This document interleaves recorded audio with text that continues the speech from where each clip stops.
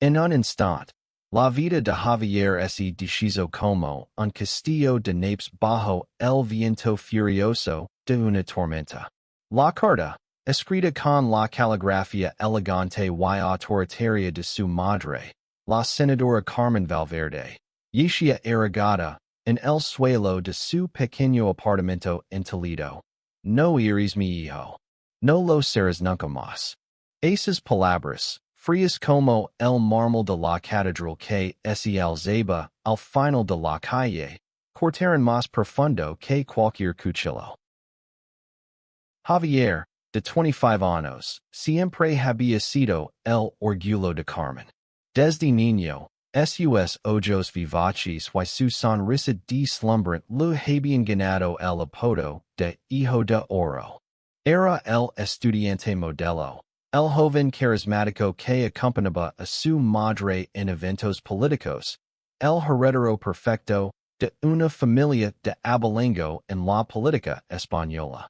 Pero todo eso cambió la noche en que, con el corazón latiendo como un tambor, lo confesó a Carmen que amaba a Diego, un artista callejero de 27 años que pintaba murales en las plazas de Toledo. La reacción de Carmen fue un huracán.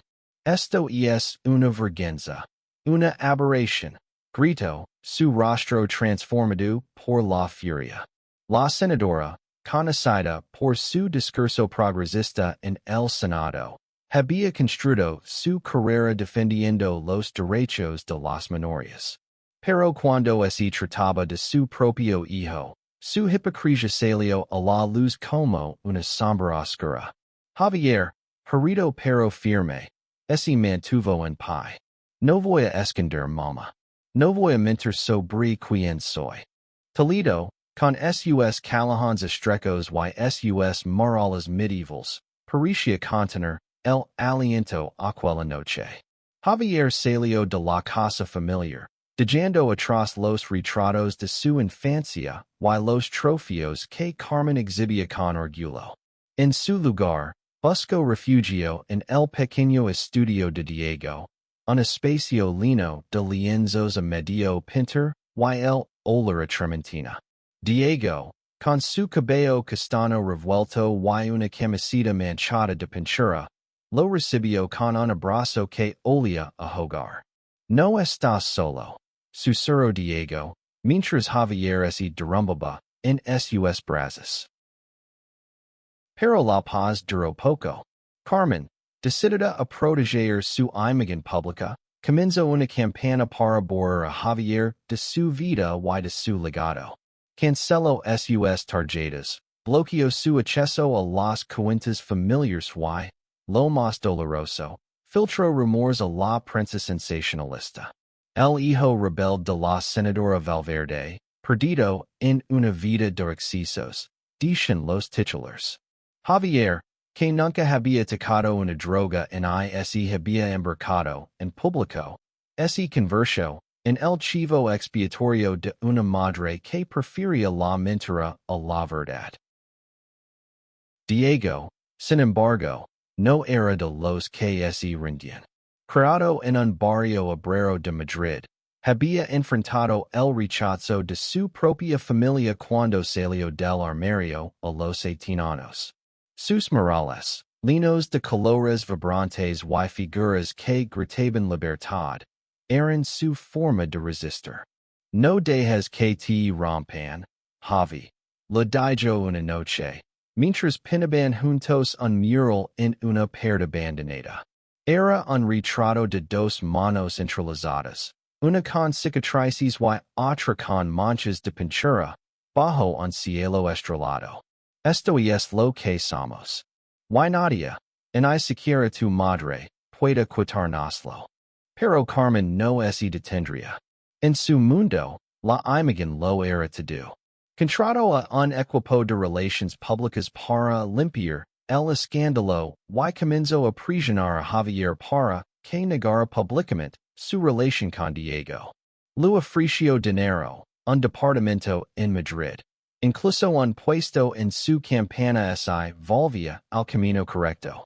Javier, Dividido entre el amor por su madre y su verdad. Sencha que el suelo bajo sus pies se desmoronaba. Una noche, mientras caminaban por el río Tajo, Diego tomó su mano con fuerza. No tienes que elegir entre ella y tú mismo. Dijo, su voz temblando de emoción. Elige vivir, Javi. Elige amar sin miedo. Las luces de Toledo se reflejaban en el agua. Y por un momento, Javier sintió que podía respirar de nuevo. Pero en el horizonte, las maquinaciones de Carmen apenas comenzaban. Los días siguientes fueron un torbellino de emociones para Javier. Cada mañana, el déspota, en el sofá cama del estudio de Diego, sentía una mezcla de alivio y terror. Alivio porque estaba con Diego, si a risa lenaba el air como música, y terror porque su madre no se detendría. Carmen Valverde era una fuerza de la naturaleza. Una mujer que había escalado en la política española con astucia y determinación. Pero ahora, esa misma determinación estaba dirigida contra su propio hijo. Javier intentaba mantener la calma, pero las noticias llegaban como golpes.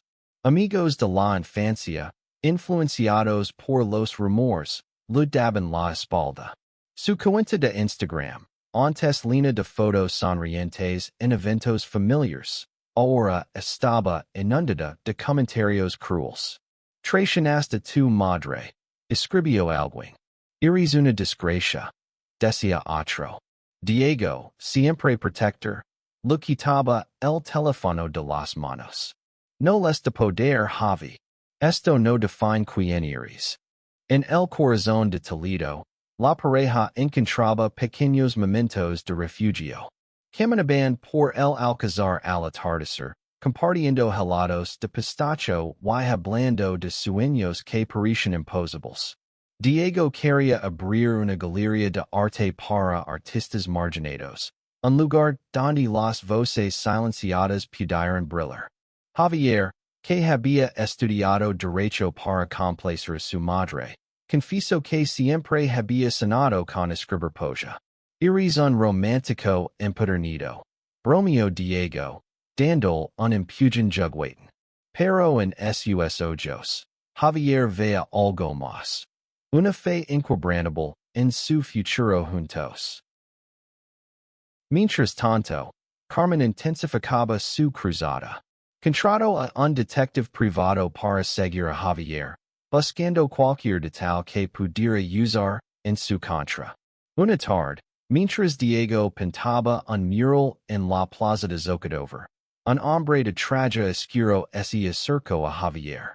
La senadora quiere hablar contigo, dijo con voz fría. Es tu última oportunidad para salvar tu futuro. Javier, con el corazón acelerado, lo rechazó. Pero esa noche, al volver al estudio, encontraron la puerta forzada y los lienzos de Diego destrozados. Esto no fue un robo, murmuró Diego, recogiendo un trozo de tela rasgada. Era su mural favorito. Uno que había pintado para Javier. Dos silhuetas bailando bajo un cielo de acuarela. Javier sintió que la rabia lo consumía. Es ella. Sé que es ella. Pero no tenían pruebas, y la policía, influenciada por el poder de Carmen, desestimó la denuncia. La tensión crecía, y con ella, las dudas de Javier. Valía la pena seguir luchando. Si su madre tenía razón y estaba destruyendo su vida? Una noche, mientras Diego dormía, Javier salió al balcón y miró las luces de Toledo. Recordó las palabras de su madre. El amor no es suficiente para sobrevivir en este mundo. Pero entonces, sintió la mano de Diego en su hombro. No estás solo. Repitió, como un mantra. Y no voy a dejar que te rindas. Decididos a contraatacar, Javier y Diego comenzaron a planear. No podían enfrentarse Carmen en su terreno, pero sí podían usar el arte y la verdad como armas. Diego contactó a una periodista independiente, Elena, conocida por exponer hipocresías políticas. Elena, una mujer de 35 años con una pasión feroz por la justicia, escuchó su historia y aceptó ayudarlos. Esto es más grande que ustedes, dijo. Y es sobre todas las personas que han sido silenciadas por el poder. El plan era arriesgado. Exponer la verdad sobre Carmen en un artículo que ligaría a todo el país. Pero mientras preparaban las pruebas, Carmen dio un golpe inesperado. En una conferencia de prensa, anunció que Javier estaba enfermo y que lo internaría en una clínica de rehabilitación para ayudarlo a superar sus problemas. La mentira era tan descarada que Javier apenas podía respirar cuando la vio en la televisión. La noticia de la enfermedad de Javier se extendió como fuego en un campo seco. Los titulares sensacionalistas pintaban a Carmen como una madre preocupada, dispuesta a todo para salvar a su hijo. En Toledo, las miradas de los vecinos se volvieron acusadoras, y Javier sentía que cada paso que daba era vigilado. Pero Diego, con su optimismo inquebrantable, se negó a dejar que la mentira ganara. Vamos a contar nuestra verdad, Javi. Y lo haremos más fuerte que nunca. Elena, la periodista, se convirtió en su aliada más valiosa. En una cafetería escondida en una callejuela, los tres se reunieron para trazar un plan. Elena, con su cuaderno lleno de anotaciones, propuso un artículo que no solo contara la historia de Javier, sino que también expusiera la hipocresía de Carmen. Necesitamos pruebas sólidas, dijo, ajustando las gafas. Algo que no puede desmentir. Javier, aunque sabía que no había vuelta atrás. Recordó una caja de documentos que había visto en el despacho de su madre años atrás. Correos electrónicos, notas, incluso grabaciones de reuniones donde Carmen manipulaba información para proteger su imagen. Si podían acceder a esos documentos, tendrían una oportunidad. Pero entrar en la casa familiar, ahora un fortaleza vigilada, era casi imposible. Diego tuvo una idea audaz. Hagamos un mural, propuso. Uno que llame la atención, que la obliga a reaccionar. El plan era pintar un mural en una de las plazas más concurridas de Toledo, un mensaje visual que contara la verdad de Javier y Diego sin palabras. El mural sería una provocación, una forma de obligar a Carmen a salir de su escondite y cometer un error. Durante días, trabajaron en secreto. Diego diseñó un mural monumental, dos figuras abrazadas, rodeadas de cadenas rotas, con un corazón roto pero brillante en el centro. Javier, que nunca había sido artista, ayudó con los detalles, vertiendo su dolor en cada pincelada. Cuando terminaron, el mural era una obra maestra de emoción cruda. Lo pintaron de noche en la Plaza Mayor, bajo la luz de las farolas, con el corazón latiendo de adrenalina. A la mañana siguiente, Toledo despertó con un escándalo. El mural era imposible de ignorar, y los transeúntes se detenían a tomar fotos, a susurrar, a debatir. Las redes sociales explotaron, y el hashtag hijo de oro comenzó a circular. Carmen, furiosa, convocó una rueda de prensa para desmentir los rumores, pero su nerviosismo era evidente. Esto es un ataque a mi familia, dijo, su voz temblando. Pero la verdad ya estaba en el aire, y la gente comenzaba a dudar de su fachada perfecta. Elena aprovechó el caos para investigar. con la ayuda de un contacto en el Senado, logró acceso a algunos correos electrónicos de Carmen. Uno de ellos, enviado a su equipo de campaña, revelaba su plan para neutralizar a Javier. No podemos permitir que su elección personal arruine mi carrera, escribió. Era la prueba que necesitaban. Pero justo cuando parecía que la balanza se inclinaba a su favor, Carmen contraatacó con una jugada maestra. Anunció una donación masiva a una organización benéfica para jóvenes LGBT, presentándose como una defensora de la comunidad. La prensa, hambrienta de historias positivas, se tragó el anzuelo. Javier, viendo las noticias, sintió que el mundo se derrumbaba de nuevo. ¿Cómo puede mentir así? Le dijo a Diego, con lágrimas en los ojos. Diego, sin embargo, no se rindió. Ella puede tener el dinero y el poder, pero nosotros tenemos la verdad. Y la verdad siempre encuentra una manera. Con Elena, planearon el siguiente paso. Un evento público en la plaza donde estaba el mural. Sería una protesta, un acto de amor, una declaración de que no serían silenciados. La plaza estaba llena de vida la noche del evento. Cientos de personas, jóvenes y mayores, se reunieron alrededor del mural, sosteniendo velas y pancartas con mensajes de apoyo. Javier, de pie junto a Diego, sintió un nudo en la garganta. Nunca había imaginado que su historia, su dolor, pudiera llenar a tantos. Había estudiantes, artistas, familias, incluso políticos locales que, en voz baja, admission estar cansados de la hipocresía de Carmen. Elena había trabajado incansablemente para difundir el evento.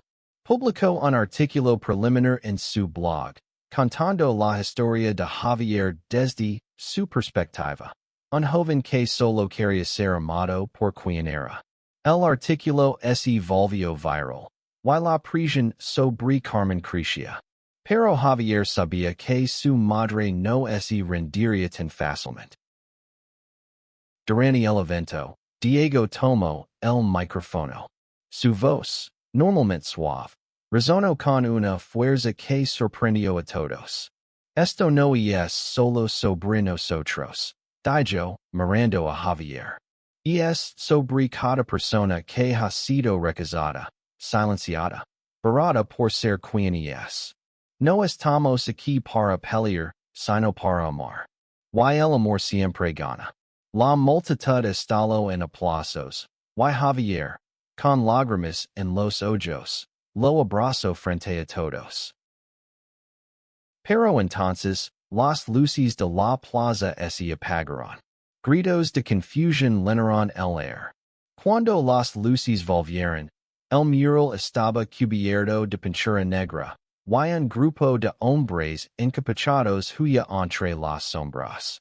La multitud estaba furiosa, pero Javier sintió un escalofrío. Sabía que esto lavaba la firma de su madre. Elena, rápida como siempre, grabó todo con su teléfono. Esto no los detendrá, le dijo a Javier. Solo demuestra lo desesperada que está. Al día siguiente, las imágenes del mural vandalizado se extendieron por las redes, avivando aún más la indignación pública. El hashtag hijo se convirtió en un movimiento, con artistas de toda España pintando réplicas del mural en sus ciudades. Carmen, acorralada, intentó salvar su imagen con una entrevista en televisión. Con lágrimas cuidadosamente enunciadas, habló de su dolor como madre y de cómo estaba haciendo lo mejor para su hijo. Pero la audiencia ya no lo creía. Los correos filtrados por Elena comenzaron a circular, y la verdad sobre sus manipulaciones salió a la luz. Javier, sin embargo, no sintió triunfo. Cada noticia, cada titular. Era un recordatorio del amor que había perdido. Una noche, senadora en el estudio de Diego, rompió a llorar. Solo quería que me aceptara, confieso. Diego lo abrazó. Sus manos on manchadas de pintura. Ella no define tu valor. Javi. Nosotros lo hacemos. Este amor lo hacemos nosotros. Decididos a dar el golpe final. Javier y Diego organizaron una marcha en Madrid. Sería una declaración masiva, no solo contra Carmen, sino por todos los que habían sido marginados. Elena aseguró que los medios estarían allí, y artistas de todo el país se unieron, trayendo lienzos, música y poesía.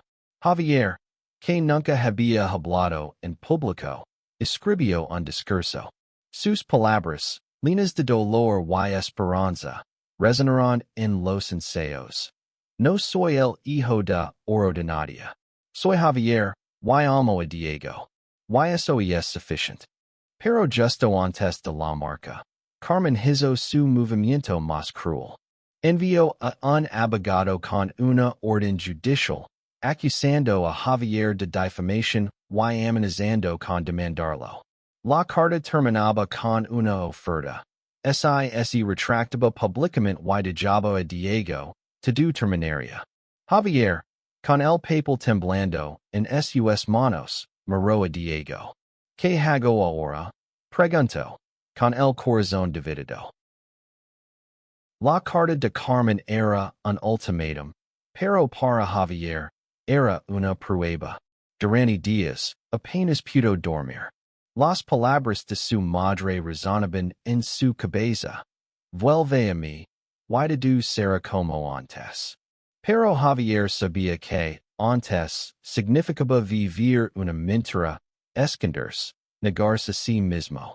Diego, siempre a su lado, le dio espacio para decidir, pero su presencia era un recordatorio constante de lo que estaba en juego. La marca en Madrid estaba programada para el fin de semana. Las calles de la capital se llenarían de colores, pancartas y voces que exigían justicia. Javier sabía que si hablaba, no habría vuelta atrás. Pero también sabía que el silencio lo destruiría.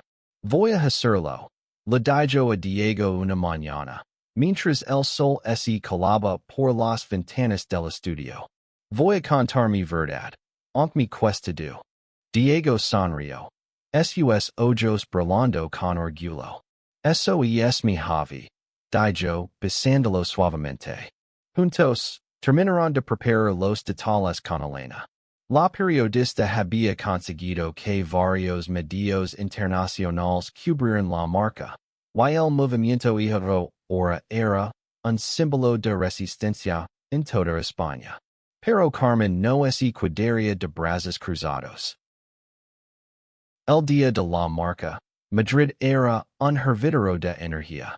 Miles de personas llenaron la Puerta del Sol, sosteniendo carteles con phrases como el amor no se borra, y la verdad gana. Javier, nervioso, practicaba su discurso en un rincón, mientras Diego pintaba un pequeño mural improvisado en la plaza. Dos corazones entrelazados, rodeados de estrellas. Cuando llegó el momento, Javier subió al escenario improvisado. El micrófono temblaba en sus manos, pero su voz salió clara y fuerte. Mi madre, la senadora Carmen Valverde, me llamo su hijo de oro, comenzó. Pero cuando le dije que amo a un hombre, decidió que yo no era digno de su amor. La multitud guardó silencio, y Javier sintió que el peso de su vida entera estaba en esas palabras. Contó su historia, el rechazo, el dolor, pero también el amor que había encontrado con Diego. No estoy aquí para destruirla, dijo. Estoy aquí para decir que merezco existir. Que todos merecimos existir. El aplauso fue ensordecido. Diego, entre la multitud, la roba de orgullo. Pero entonces, un grupo de manifestantes contratados por Carmen irrumpió en la plaza, gritando insultos y tratando de interrumpir el evento. La policía, sorprendentemente, intervino a favor de los manifestantes, y el caos estalló. Javier y Diego se tomaron de la mano, decididos a no retroceder. Elena, siempre alerta, grabó todo. Las imágenes de los manifestantes agresivos, claramente organizados, se volvieron virales. La opinión pública, que dudaba de Carmen, se volvió en su contra. Los correos filtrados, combinados con el discurso de Javier, fueron la gota que colmó el vaso. Carmen comenzó a perder aliados en el Senado, y su partido, temiendo un escándalo mayor, le pidió que diera un paso atrás. Pero Javier no sintió alegría. Después de la marca, se sentó en un banco con Diego, mirando las estrellas. ¿Y si nunca me perdona? Preguntó. Diego lo abrazó. Entonces encontraremos nuestra propia familia. Una que nos ame por quien somos. La verdad estaba ganando, pero el costo era alto. Carmen, desesperada, planeaba un último movimiento para recuperar el control. Envió un mensaje a Javier. Ven a casa. Hablemos. Solo tú y yo. Era una trampa, o quizás una oportunidad. Javier no estaba seguro, pero sabía que tenía que enfrentarla. La casa familiar en las afueras de Toledo era un mausoleo de recuerdos. Javier, al cruzar el umbral, sintió que volvía a ser un niño, corriendo por los pasillos con su madre riendo detrás de él. Pero ahora, Carmen estaba sentada en un sillón de cuero, con una copa de vino en la mano y una mirada que mezclaba cansancio y desafío. Siéntate, dijo, señalando una silla frente a ella. Javier obedeció, pero no bajó la guardia. ¿Por qué estoy aquí, mamá? Preguntó, su voz firme a pesar del nudo en su pecho. Carmen lo miró fijamente, como si intentara descifrar a un extraño. ¿Por qué eres mi hijo? Dijo finalmente. Y no quiero perderte. Pero debes entender que hay cosas más grandes que tú, que nosotros. El discurso de Carmen era el mismo de siempre. La política, la imagen, el legado. Pero esta vez, Javier no se quedó calado. No soy una amenaza para tu legado, dijo. Soy tu hijo. Y amo a Diego. Si no puedes aceptarlo, entonces no eres la madre que cree que eres. Por primera vez, Carmen pareció titubear. Sus manos temblaron alrededor de la copa, y sus ojos, siempre tan controlados, dejaron ver un destello de dolor. No es tan simple, murmuró. La gente espera cosas de mí, de nosotros. Pero Javier ya no estaba dispuesto a negociar su verdad. Se levantó, listo para irse, cuando Carmen lo detuvo. Espera, dijo. Hay algo que debes saber. Carmen confesó que, años atrás, había tenido una relación con una mujer. Fue breve, secreta, y terminó cuando decidió priorizar su carrera. Pensé que podía proteger de ese dolor. Dijo, con la voz rota. Pensé que podía salvarte. Javier, atenido, sintió una mezcla de compasión y rabia. No necesitaba que me salvaras, mamá. Necesitaba que me amaras. La conversación terminó sin promesas. Carmen no pidió perdón, pero tampoco volvió a atacarlo. Javier salió de la casa con el corazón pesado, pero también con una claridad nueva.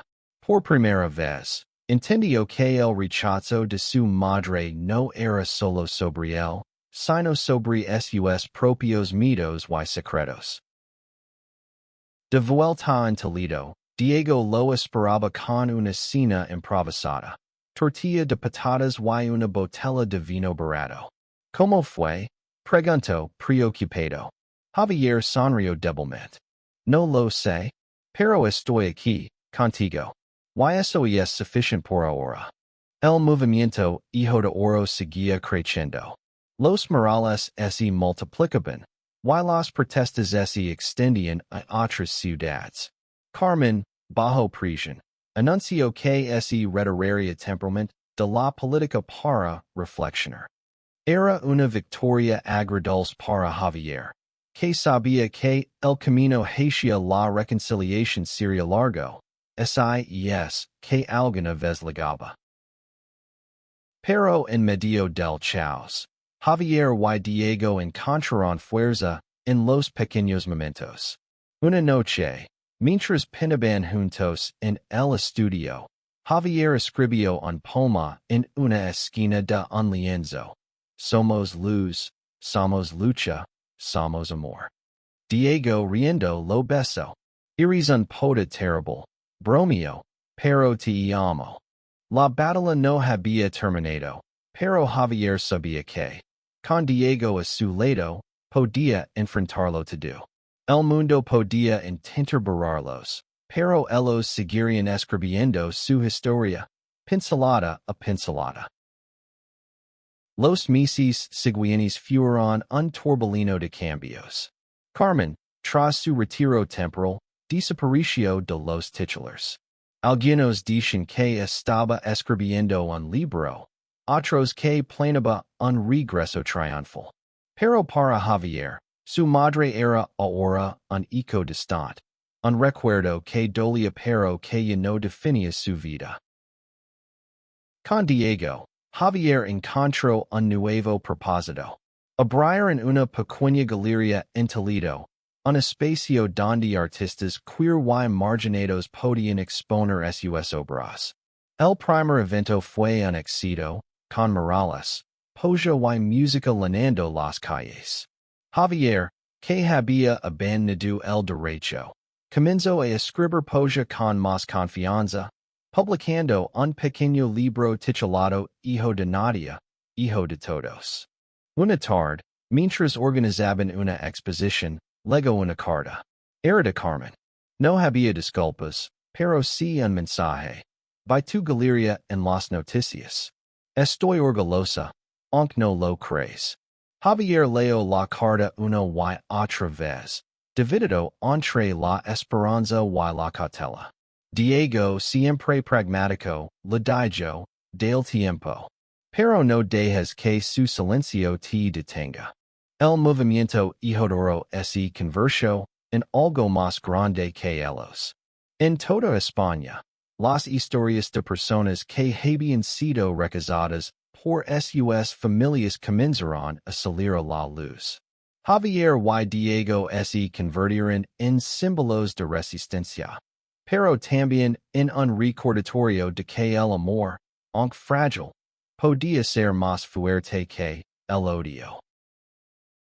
Una noche, bajo las estrellas de Toledo, Javier y Diego hicieron una promesa. Pase lo que pase, dijo Javier, seguiremos luchando. Por nosotros, por los que vendrán. Diego asintió, apretando su mano. Y seguiremos amando. Porque eso es lo que nos hace libres. El final no fue perfecto. Carmen nunca pidió perdón, pero en los años siguientes, envió pequeñas señales, una donación anónima a la galería, una carta en Navidad, un ramo de flores en el cumpleaños de Javier.